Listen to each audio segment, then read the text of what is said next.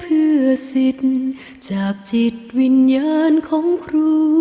แสงเทียนเพื่อการเรียนรู้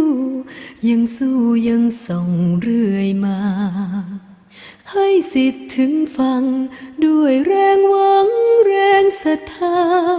เหนื่อยกายและใจทว่าเป็นสุขอยู่ทุกนาที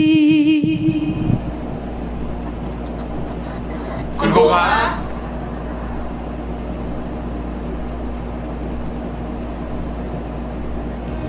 ความภูมิใจไม่ได้อยู่ในพานไหว้ครูแต่อยู่ในวันที่รู้ว่าสิทธิ์นั้นไปได้